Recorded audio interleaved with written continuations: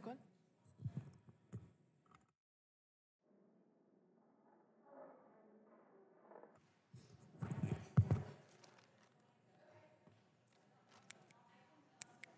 Michael?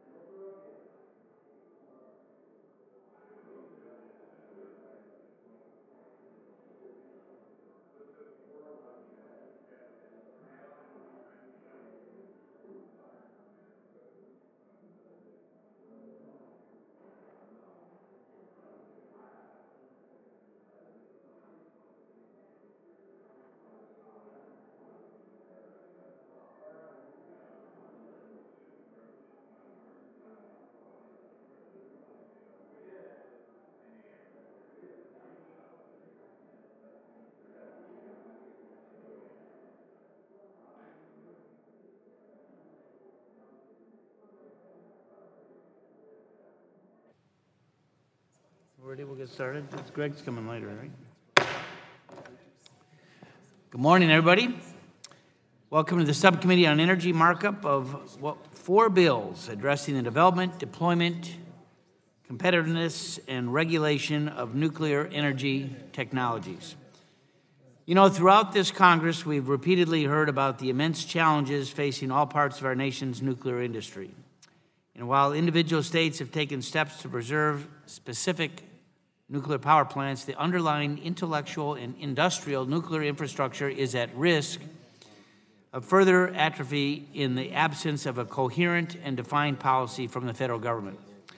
The bills today take some important steps to establish that policy. At a hearing on these 4 bills last month, the Department of Energy's Office of Nuclear Energy, the National Nuclear Security Administration, and industry leaders discussed the urgent need to take action now due to the time-consuming and complex requirements associated with licensing and developing nuclear facilities. So the bills before us address that need. They've been developed in coordination with feedback from members of this committee, Department of Energy, NRC, and a broad range of stakeholders. I look forward to continuing bipartisan collaboration to advance these 4 proposals. The first proposal that we're going to consider this morning is the committee print titled Advancing U.S. Civil Nuclear Competitiveness and Jobs Act, offered by Congressman Johnson. This bill will assist our U.S. nuclear industry's ability to compete successfully in an increasingly competitive global market. The proposal provides a more predictable and efficient authorization process for the review and approval of low proliferation risk technologies, and such steps will help level the playing field for American companies in international competition of nuclear energy. The next bill, H.R.6140, the Nuclear Utilization of Keynote Energy, or Nuke Act, is a bipartisan bill sponsored by Representative Kinzinger and Doyle to make targeted reforms to the NRC's fee structure and streamline certain licensing and regulatory actions. This bill will increase transparency, predictability, and efficiency in the regulatory process, which for sure will benefit our constituents who fund the NRC through user fees embedded in the cost of nuclear-generated electricity. The more efficient, streamlined decision-making process established by this legislation will lay the groundwork for more predictable timing for our current and future nuclear infrastructure. The Advanced Nuclear Fuel Availability Act, H.R.6140, is a bipartisan bill introduced by Representatives Flores and McNerney to direct the Secretary of Energy to establish a program to make high-assay, low-enriched uranium available for use in the first-of-a-kind advanced nuclear reactor design. This fuel will enable the development and deployment of a new generation of innovative nuclear technologies in the U.S.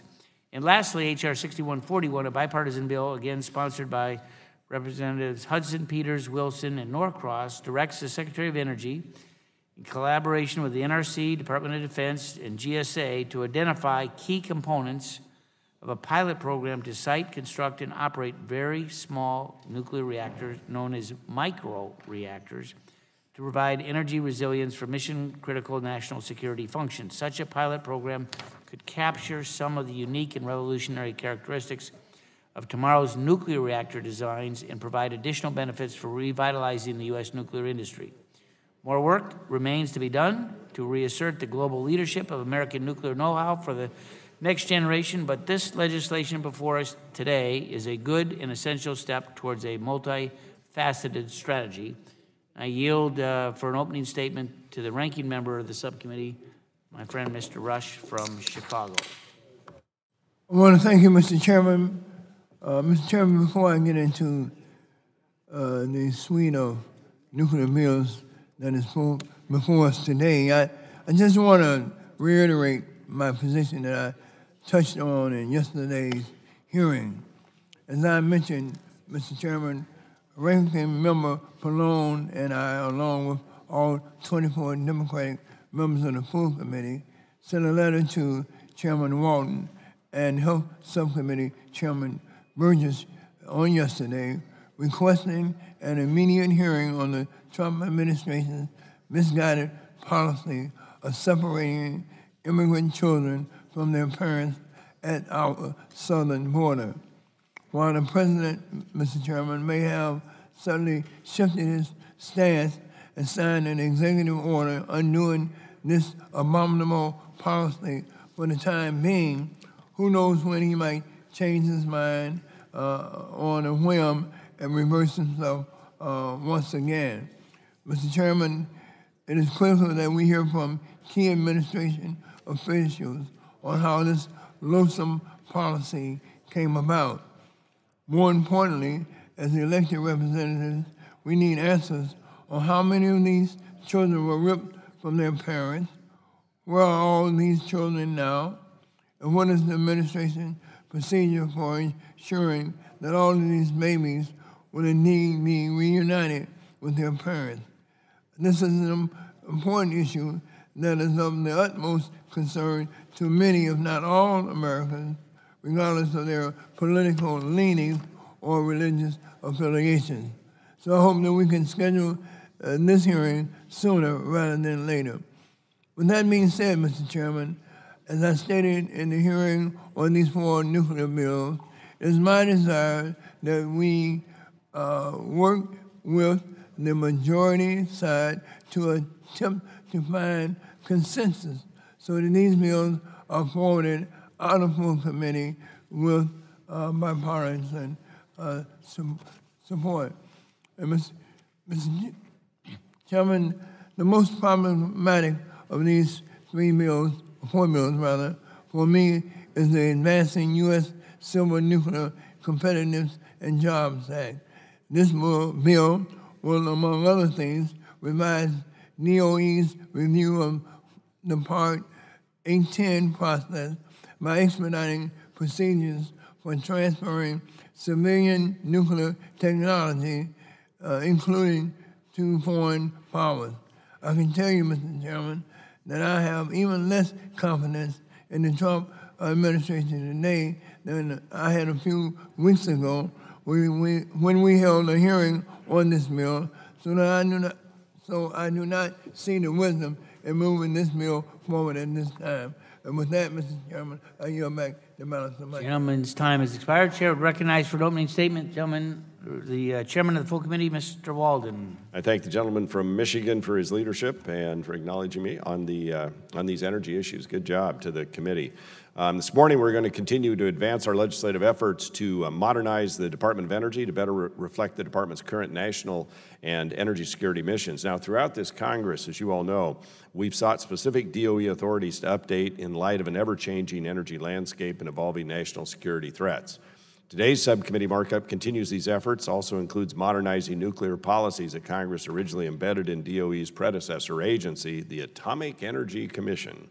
When the Atomic Energy Act was amended in 1954, those authorities now reside at both DOE and the Nuclear Regulatory Commission. Our nation's expertise in nuclear energy, from safely operating reactors to the application of technology to the strong regulatory regime, is the best in the world.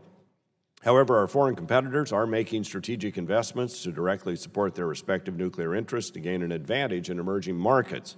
So we should recognize that foreign government support for expansion of their nuclear industries into new markets is driven by more than economic interests.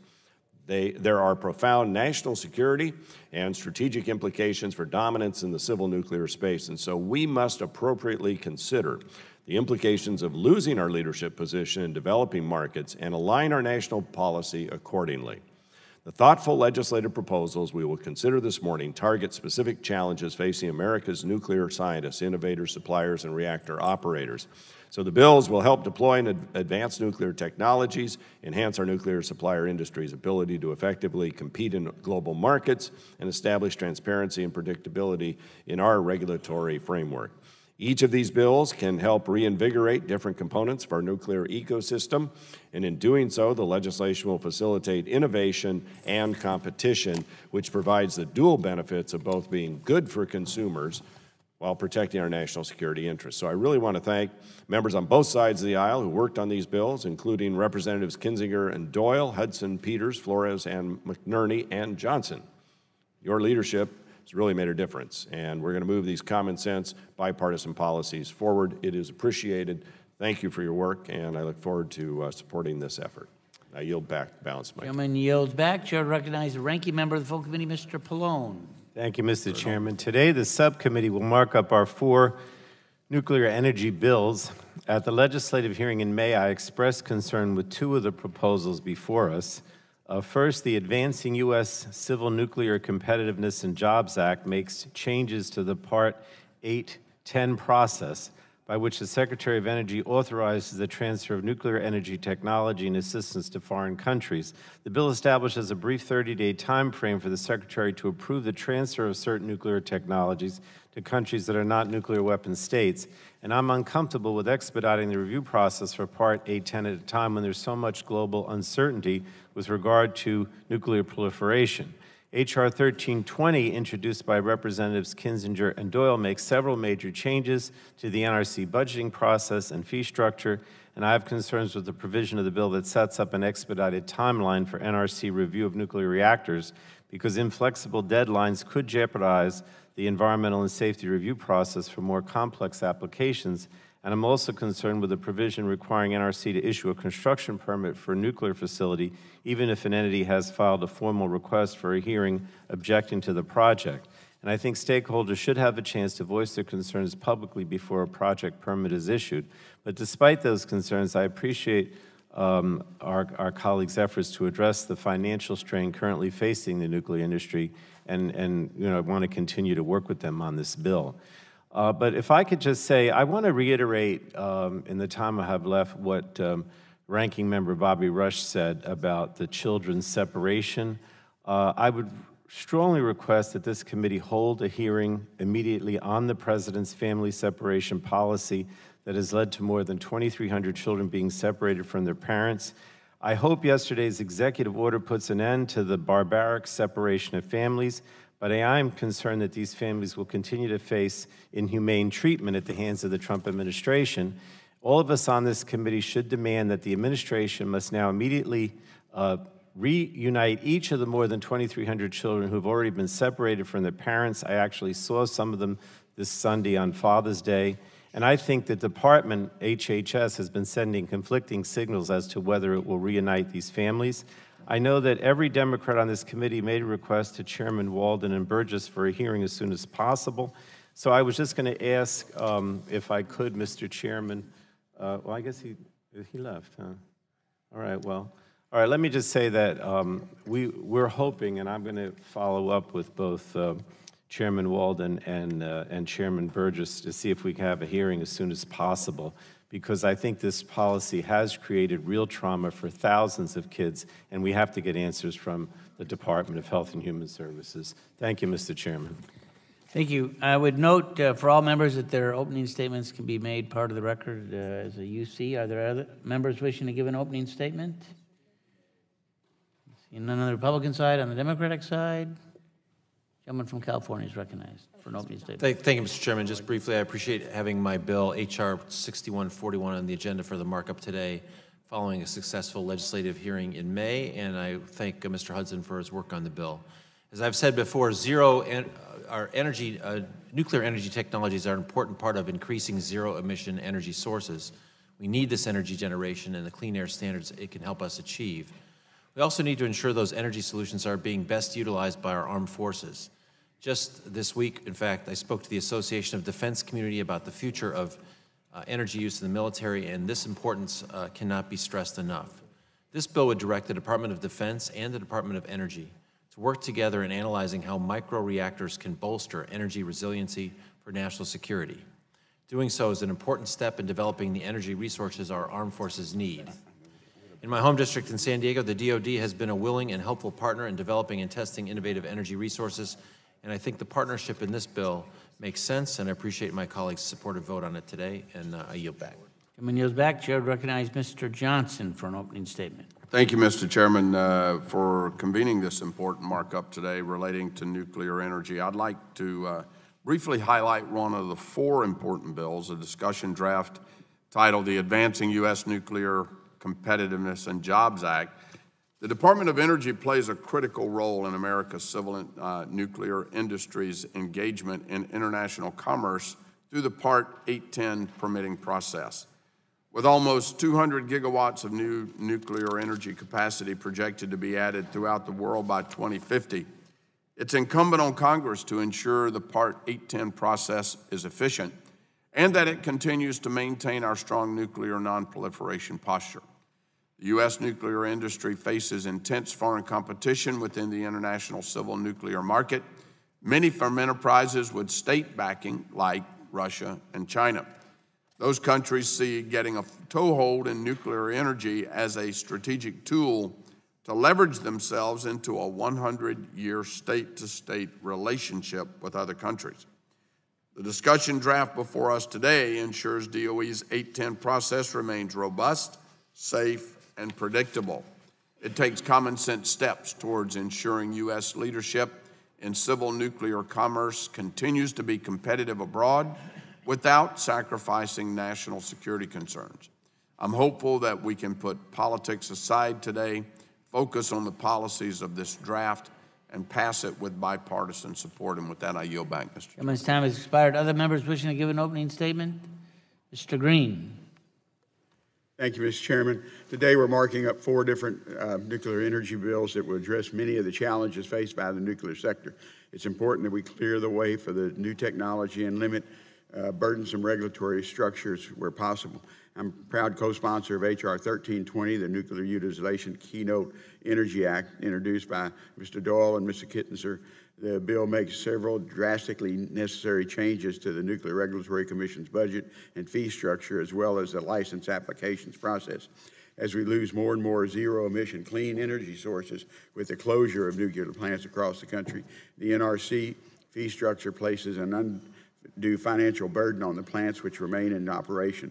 It's important that we address this issue now and give existing nuclear plants a fee framework that reflects the 21st century. I'm proud to support this bill and commend the excellent work of both my colleagues, Mr. Doyle and Mr. Kittenser. I also support H.R.6140, the Advanced Nuclear Fuel Availability Act, introduced by Mr. Flores and Mr. McNerney.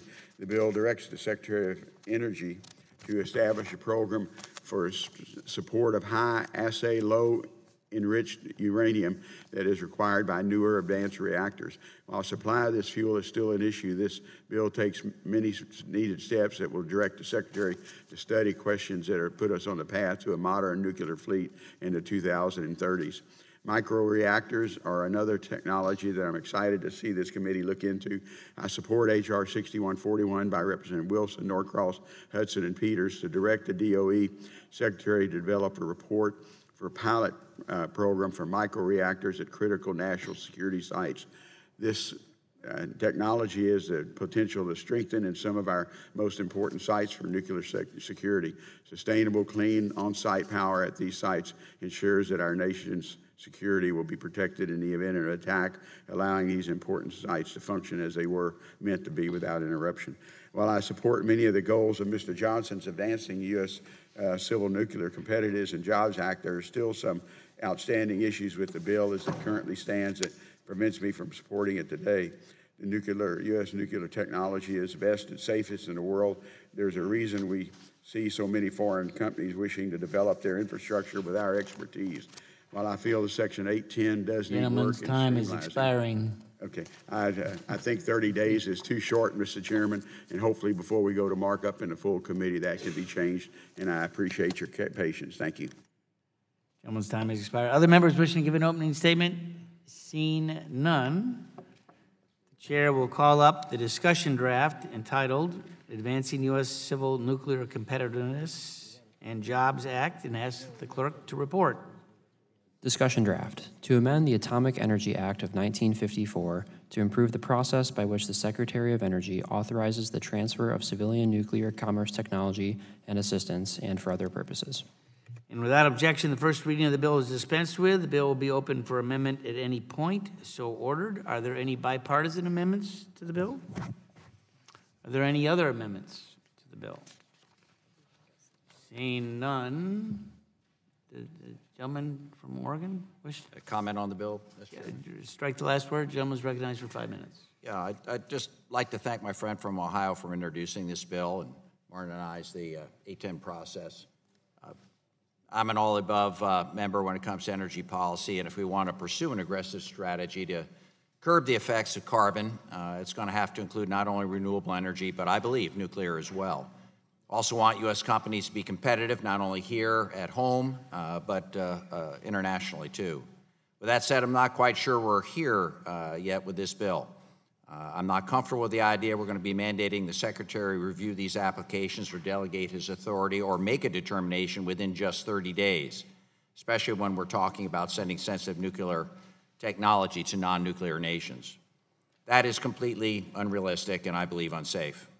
In addition, I think it'd be more prudent if we had DOE also report back to Congress about the A-10 process and making it more effective before we pass legislation expediting the program.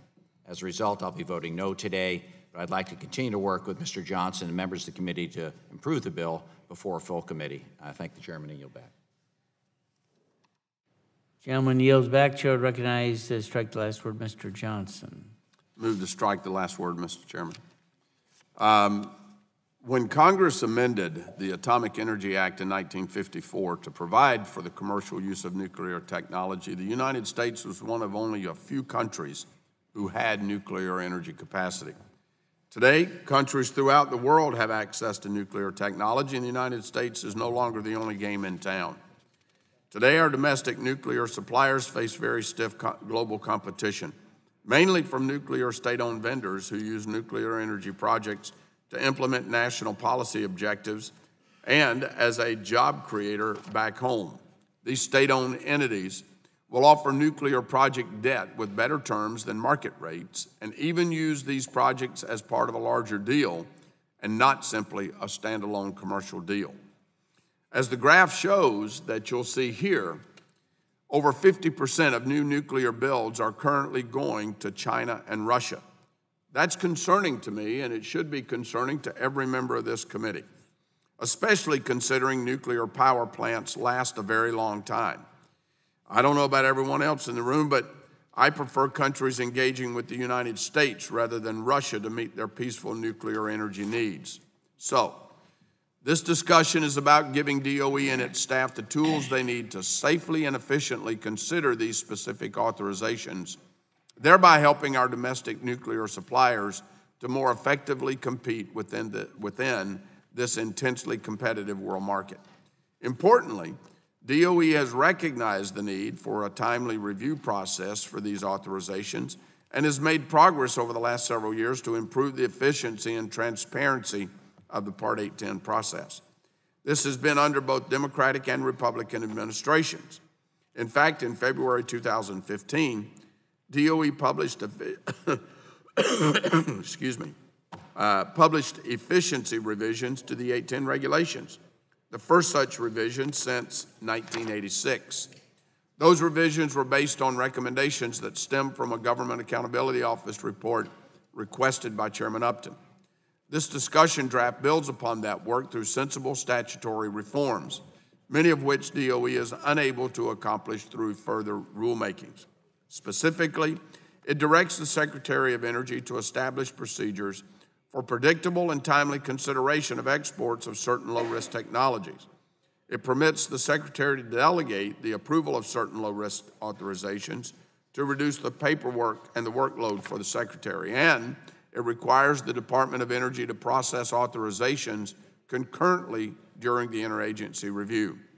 This draft ensures important safeguards are in place and upheld, such as maintaining the current interagency review process, and still requires the State Department to receive assurances from a foreign government regarding the use and transfer of nuclear technology. I urge my colleagues to support this important draft, and if my colleagues object to any of the policy provisions contained within the draft, I stand ready and willing to work on those provisions. As the ranking member acknowledged during the legislative hearing on this draft, the 810 process must function well for the U.S. to remain competitive within the civil nuclear marketplace. This draft is a step towards achieving that goal and is crucial that we separate these common sense policy reforms from politics. I'd also like to point out that there is bipartisan language contained within the Senate FY 2019 NDAA aimed at improving the 810 process. So I would hope we'd find some common ground on the House side as well. There's clearly a need for this language. And with that, I urge my colleagues to support the draft. And now I'd like to yield some time to my colleague from Pennsylvania, Mr. Doyle, to speak on behalf of this bill. and I want to thank you for your work to address the 810 process. I've heard from several companies in my district who have faced challenges navigating the process to export nuclear technology. The demand for nuclear technology is growing in international markets, and this presents a great opportunity for jobs not only in Pittsburgh, but across the United States. When we are exporting nuclear technology to other countries, we must protect our national security and our non-proliferation goals. But there are also some common sense changes that can be made to this process for low-risk technology. This legislation takes important steps to do so. You know, if we're not able to export our technology, other countries will step in to fill the void, and American jobs will suffer. It is far better to have American technologies and companies on the ground in other countries than to have countries such as Russia building nuclear plants throughout the world. I appreciate my colleagues' effort to address this important issue and believe that we can streamline the process without sacrificing national security or our non-proliferation goals. And I share the gentleman's comment that if we have members that want to see some changes or have some concerns to this bill, let's work together and get this bill out of the committee. I thank you, and I yield back. Mr. Chairman, the bottom line is this. If we're going to be competitive, we got to be responsive. If we're not responsive, other nations like Russia and China are going to be, and we're going to lose our lead, our edge in nuclear non-proliferation. So with that, I urge a yes vote on this legislation, and I yield back. Gentleman's time expired. Chair to recognize Ranking Member of the full committee, Mr. Pallone, to strike the last word. Thank you, Mr. Chairman. As I stated at the legislative hearing on this bill, I appreciate that the Part 810 process must function well for the U.S. to remain competitive in the commercial nuclear space, but the bill establishes this brief 30-day frame for the Secretary to approve the transfer of certain low proliferation risk nuclear technologies to countries that are not nuclear weapon states. Further, President Trump has abandoned the Iran deal, and now Saudi Arabia has said that if Iran restarts its nuclear program, Saudi Arabia will itself pursue building nuclear weapons. So I am uncomfortable with expediting the review process for Part 810 at a time when there's so much global uncertainty with regard to nuclear proliferation. 30 days, I think, is just too short of a time frame in the current climate to properly address security questions regarding the use of these nuclear technologies. I also believe that DOE can improve this process on its own without congressional involvement. DOE testified at the legislative hearing on this bill that it has made numerous improvements to the process through its Part 10 process improvement plan.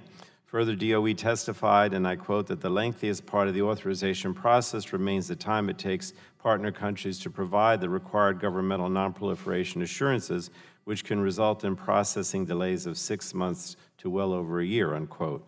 So it seems as if the goal of this bill is to be more competitive by being less secure, and that's troubling. I'm not saying that's what you want, but that's my concern. And I understand the desire for a predictable Part 810 review process. This is just not the right time, in my opinion, to possibly cut corners on oversight of these technologies and the potential for nuclear proliferation. Now, I know that Mr. Johnson put up that chart. I don't know where it went. I don't know if we have to put it up again, but Mr. Johnson argued that China and Russia are dominating the global nuclear industry and exporting their technologies to more countries. But of course, China and Russia do not have the stringent export and licensing policies like the U.S.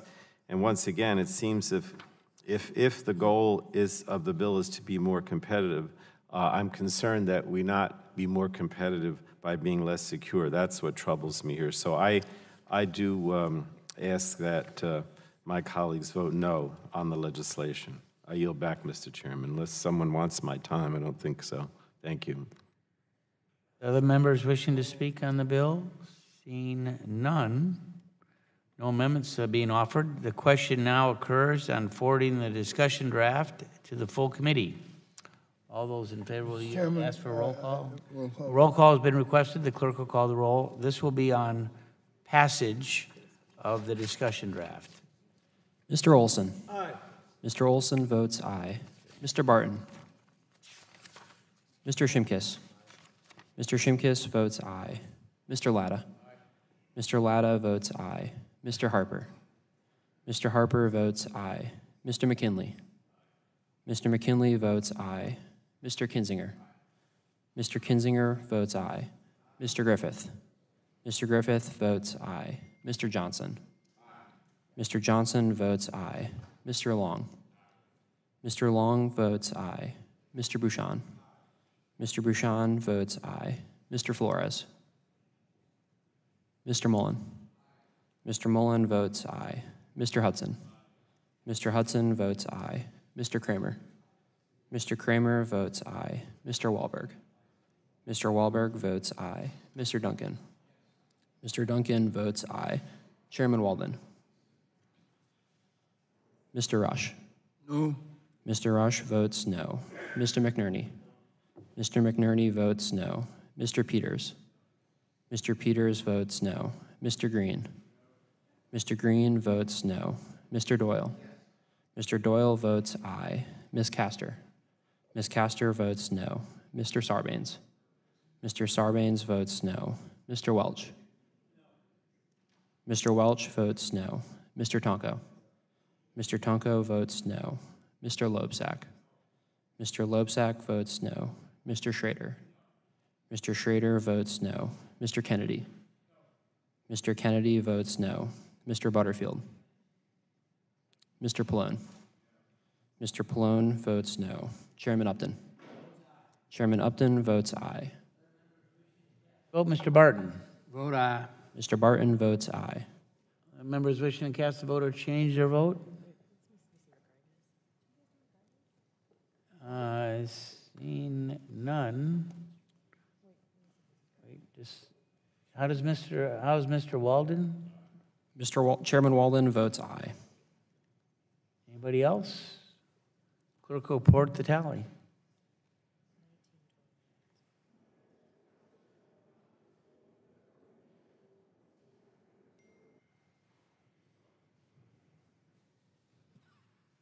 Mr. Chairman, on that vote, there were 19 ayes and 12 noes. 19 ayes. Oh, how's Mr. Butterfield recorded? Mr. Butterfield is Oh, man, maybe, all right. Mr. Butterfield is recorded as no. Butterfield votes no. It's not 2 in the morning, nor is it going to get there. So on that, the clerk will report 19 ayes, 13 noes. Oh, and Mr. Flores. Mr. Flores votes aye. 20. I'll let the clerk report now, just to make sure. Mr. Chairman, on that vote, there were 20 ayes and 13 noes. 20 ayes, 13 noes. The bill is favorably reported. The draft is favorably reported. The chair will now call up H.R. 1320 and ask the clerk to report.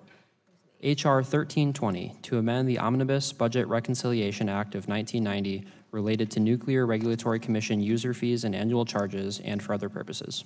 Without objection, the first reading of the bill is dispensed with. The bill will be open for amendment at any point so ordered. And Mr. Kinzinger and Doyle are seeking recognition to offer an amendment in the nature of a substitute. Mr. Chairman, I have an amendment at the desk. So, clerk report. Amendment in the nature of a substitute to H.R. 1320, offered by Mr. Kinzinger. Without objection, the first reading considered as read, and the gentleman from Illinois is recognized for 5 minutes. Thank you, Mr. Chairman. I'm pleased to see this being included today, the Nuke Act, which my colleague Mike Doyle and I have been working on for well over a year, including today, and I thank him for his help. We've worked on this bill for so long because we both realize that this is a pivotal moment for nuclear power. This is technology that was invented in my home state of Illinois, so, that makes us better than everybody else on that, and continues to provide my constituents with reliable, carbon-free electricity. Unfortunately, the fate of our nation's nuclear fleet is not guaranteed, and the consequences of continued early retirement, from the loss of good jobs to ceding our global leadership on safety and non-proliferation, are all too real. And as was discussed on the prior bill, there are a lot of issues we have to deal with in terms of continuing our world leadership in a very different world than when the rules were written. This legislation provides reasonable reforms to the Nuclear Regulatory Commission to increase accountability, transparency, and predictability in regulation. Reducing the regulatory burden on existing plants while still maintaining the NRC's gold standard of safety will make it easier for not only our current fleet of nuclear plants, but also the next generation of nuclear to thrive. This amendment makes several changes to H.R. 1320, many of which are based on technical feedback from the NRC and based on feedback from my colleagues on this committee. Specifically, this amendment extends several compliance and reporting dates to account for the passage of time since the bill was introduced in March of 2017. Further, Section 8 is replaced with a sense of Congress to reflect the NRC's progress towards a rule on plant decommissioning. With many licenses and local communities awaiting guidance from NRC on this process, the previous language would have further delayed this by requiring NRC to restart the rulemaking process. Additionally, based on concerns from Ranking Member Pallone during last month's hearing, the deadlines in Section 7 have been modified to provide additional flexibility and recognition that unforeseen circumstances may arise to prevent those deadlines from being met.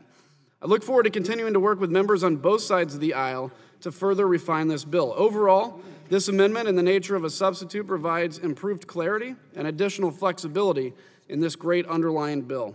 With that, I encourage my colleagues to support this amendment, and if Mr. Doyle wants my timer to claim his own, I'm happy to yield to him.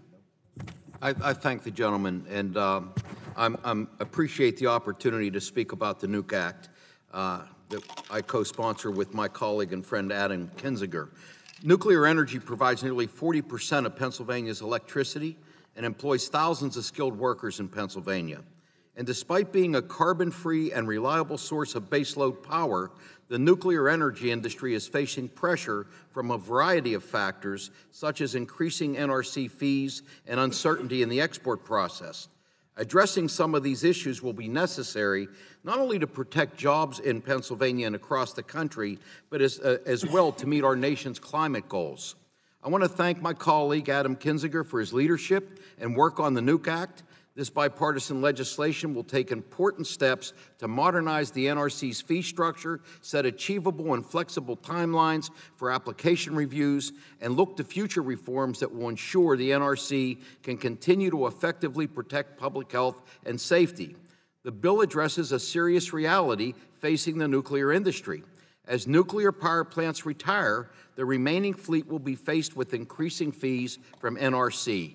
We need to support our existing nuclear plants while ensuring that the NRC is able to fulfill its mission. I believe this legislation accomplishes those goals, and I would remind all of my colleagues that if we start to lose our nuclear portfolio in this country, it will be impossible to meet our climate change goals. So those of us that believe climate change is real and want to see that problem addressed, we dare not continue to lose nuclear facilities, especially before their time. And that's why I think this legislation is necessary, and I support it, and I thank Mr. Kinzinger. I yield back. I thank the gentleman from Pennsylvania. I yield back my time. Gentleman yields back. Other members wishing to speak? Gentleman from New Jersey, Mr. Pallone. Strike the last word. Thank you, Mr. Chairman, and I appreciate the efforts of my colleagues to address issues relating to the licensing of nuclear power reactors here in the U.S. H.R. 1320 makes a number of changes to the NRC budget process and fee structure, and I do worry that several of the provisions could arbitrarily limit the resources the NRC needs and adversely affect its ability to do its job. I appreciate that several changes made in the amendment in the nature of a substitute give NRC more flexibility, but I still have concerns about limiting NRC's resources. The bill also sets time limits for NRC to complete major milestones in the licensing process. NRC is given 24 months to complete a draft environmental impact statement and 42 months to complete the technical review process. While this timeline may be realistic for most projects, it doesn't give the Commission the necessary flexibility, in my opinion, to take the time it may need to study relevant issues if it receives a more complex application. As I said in my opening statement, I'm also concerned with a provision requiring NRC to issue a construction permit for a nuclear facility, even if an entity has filed a formal request for a hearing objecting to the project. Now, stakeholders have testified that it's already extremely difficult to intervene in the licensing process for a nuclear facility, especially if you're not an expert. So I don't think we should be limiting the opportunity for stakeholders to have their views heard in the licensing process. I'm not able to support the bill if this provision remains when the bill is considered at the full committee. But my concerns aside, I do support making common sense changes to the NRC licensing process that can ease the pressure on the nuclear industry without jeopardizing safety or the environment. And I yield back, Mr. Chairman. Gentleman yields back. Other members wishing to speak? Gentleman from Vermont. I move to strike the last word. Mr. Chairman, I want to thank Mr. Kinzinger and Mr. Doyle for their work on this. I'd like to speak briefly on a measure contained in the bill dealing with the nuclear plant decommissioning process. Vermont has a decommissioned nuclear plant. More and more are going offline. There will be the issues that Mr. Doyle mentioned that we have to contend with. But one of the things we have to focus on is the impact on the communities and the rulemaking process at the NRC. The provision in the bill that I'm speaking about, Section 8 of AINS, contains a sense of Congress provision stating that a safe, effective, and efficient decommissioning process for nuclear reactors that supports the principles of good regulation, including openness, clarity, and reliability, is vital to all licensees and local communities, and that the NRC should complete the final rulemaking in the next 18 months. I'm very happy that that provision was included by Mr. Kinzinger and Mr. Doyle. The impact of the decommissioning on local communities is very significant.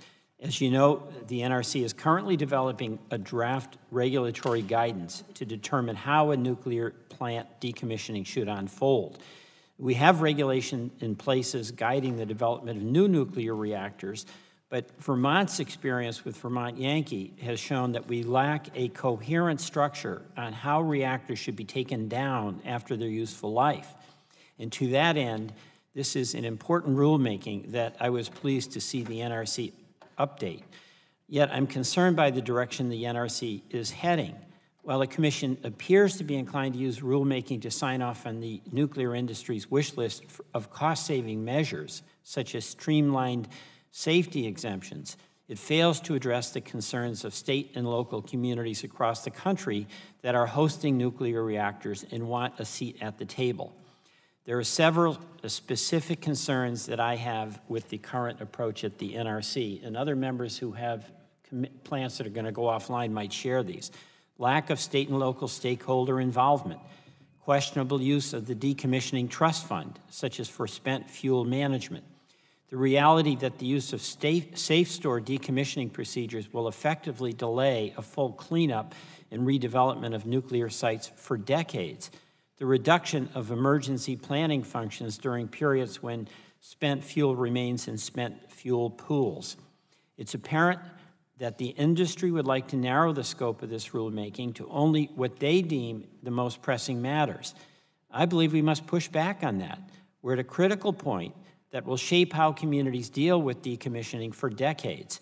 It's imperative that the NRC take a comprehensive approach to this that guarantees host communities a seat at the table.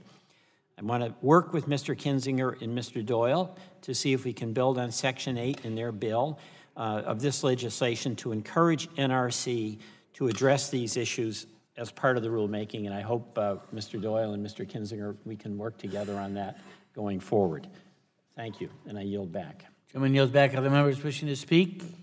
Seeing none, the vote occurs on the amendment in the nature of a substitute. All those in favor will signify by saying aye. Aye. Those opposed say no. In opinion of the chair, the ayes have it.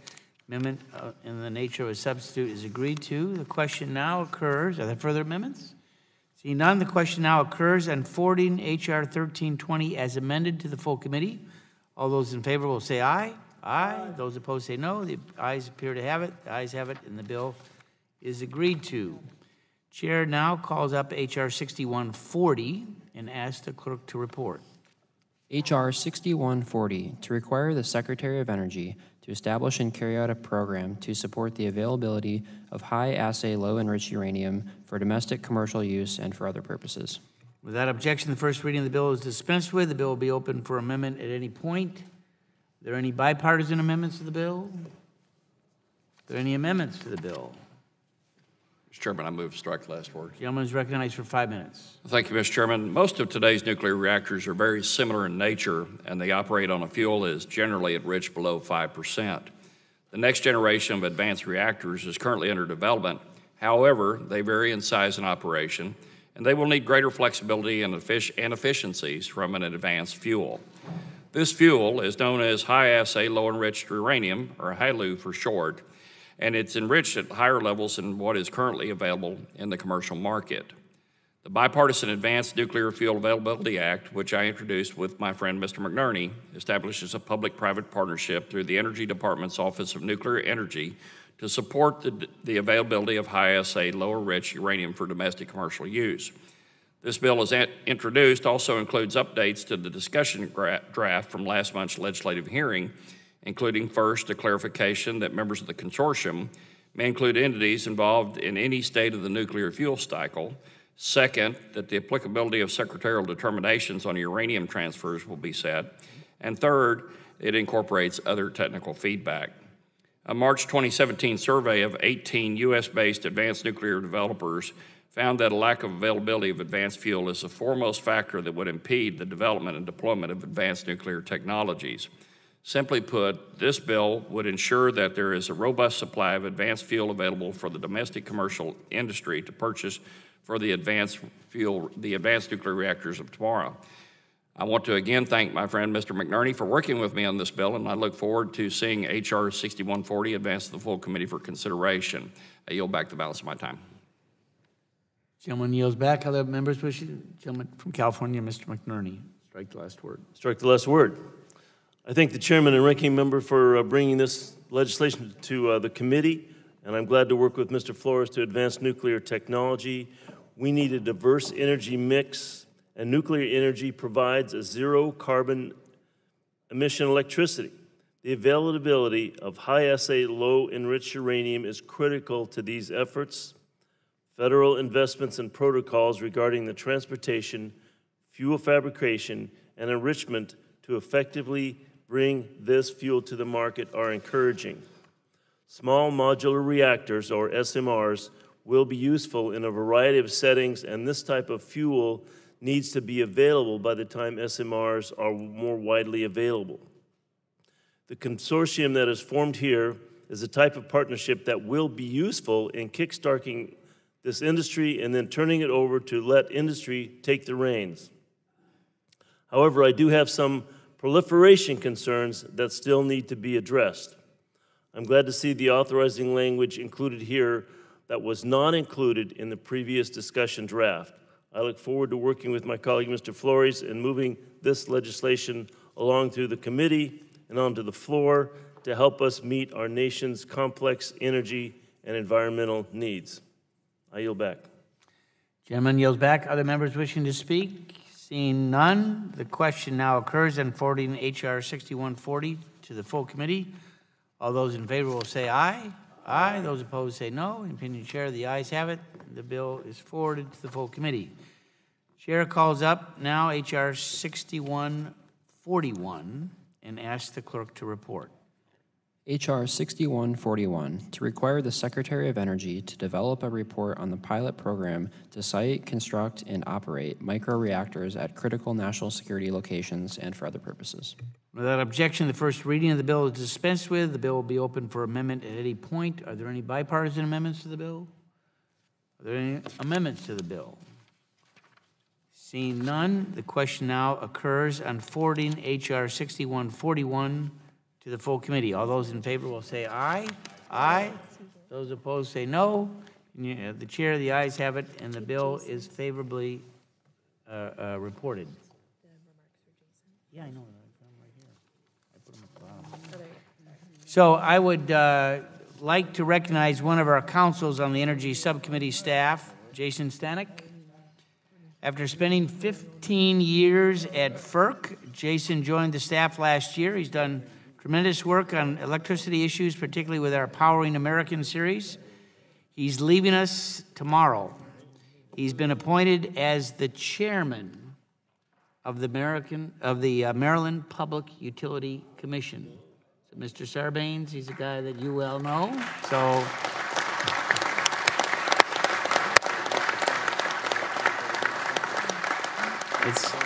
it is well deserved. We know that he's got a wonderful background. We look forward to working with him in the days and months ahead. Best of luck, man. You're great. Thank you. And without objection, the staff is authorized to make technical and conforming changes to the legislation approved by the subcommittee today. So ordered, and without objection, the subcommittee stand adjourned.